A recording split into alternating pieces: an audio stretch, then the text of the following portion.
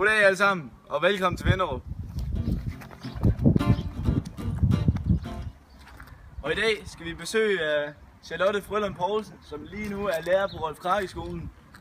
Og ja, så skal vi bare ind og besøge hende og se, hvordan hun bor. Og hun ved ikke, hun er med i dagens lærer, så vi overrasker hende simpelthen med et besøg her. Vi skal lige ind og se, om hun er hjemme.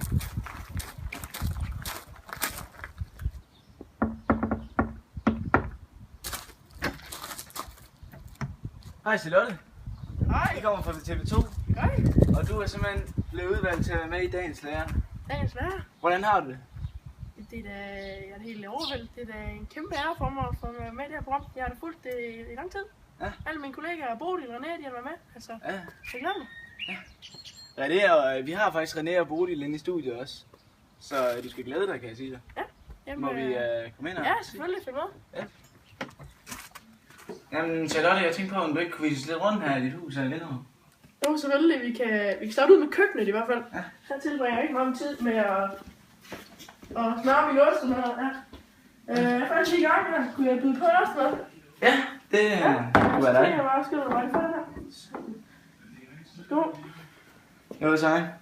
Det er frisk rugbrød fra maden. Her i Vinderup. Ja, super godt. Er god? Men jeg kan se, at du også går med en kop te. Er det noget, du... Jo, altså jeg går altid rundt med min kop te. Altså, det er krus, jeg har fået af min børnebarn, så Ja. jeg er altid på mig, så tager jeg en slurk med. Ja. Ja. Så det her, du forbereder dig til skoledagene. Det Hvordan er det? Jeg er også med den nye skolereform. Der er der ikke så meget herhjemme, det er med op på skolen, er det ikke?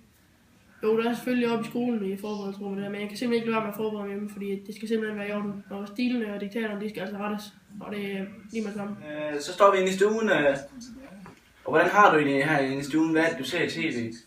Jamen, jeg ser rigtig meget sport, altså jeg er rigtig meget sport, og jeg spiller noget badminton på fritid også. Ja. Sammen med nogle gutter og nogle gutterinder her fra Vinderup.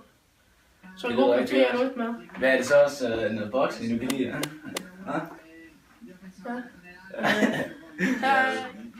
Jamen, lad os se sådan noget. Som jeg har hørt noget om dine børnebørn og sådan noget. Jeg elsker mine børn overalt på jorden, det er mit alt. Hvad hedder de? De hedder Gustav og Philip. Altså, hvad kan du bedst lide af sport? Det må nok være fodbold eller håndbold. Jeg elsker håndboldpigerne herfra, sin Thyholms Bro. Jeg følger hver dag. Det er for helvede. Jeg er mig og en af mine elever med slæbel. Vi elsker at snakke håndbold oppe i klassen og sådan noget der. Er du crush på ham? Det skal jeg ikke kunne afvise.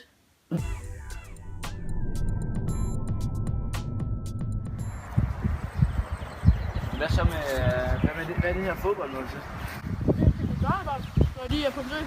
Så de er egentlig rigtig meget på besøg. Ja, det er det. Hvor tit er dine børnebørn herinde? De har været et par gange i ugen. Hvor gang i ugen? Og i weekenden sover de også lige. Så vi lige få det fredagshygge og lidt sport. Det lyder lidt.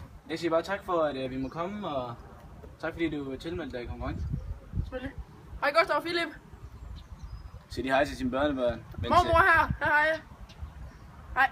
Farmor. Tilbage i studiet.